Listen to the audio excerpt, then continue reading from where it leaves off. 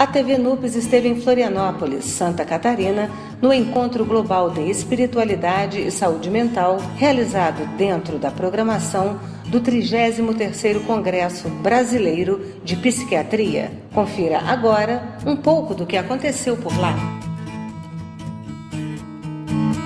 I think it is very important that for patient assessments we take into account not only the biological, social, psychological aspects of their functioning and causation, but also the spiritual aspects. The fact of the matter is that we got to explain that going back to the person means catering for all their needs, and this may include the spiritual needs and other needs as well. It took probably Prince Charles, who is the patron of the Royal College of Psychiatrists, to challenge us. I think it was in the 1980s, something like that, when he gave a talk to the Royal College of Psychiatrists, and he said, well, if you guys don't consider spirituality in your work, in your work with patients or in your research, this whole area of life, he said, you will lose your way. So this was Prince Charles telling the college, of which he was a patron, that if we didn't consider these things, we will lose our way. I work with a lot of Asian people in Toronto, Canada.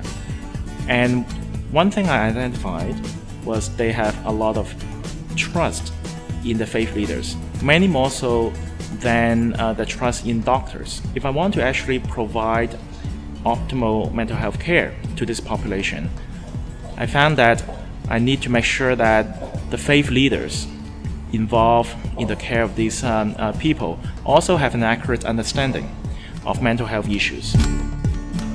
In some countries, like in France, the problem was less because the word esprit continued being used as mind.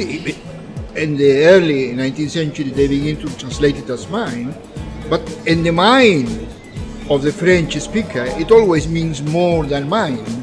O Instituto de Psiquiatria do Hospital das Clínicas tem programa que chama-se ProSer, onde a gente tenta preparar o agente de saúde, não só o médico, a como fazer essa aproximação, né?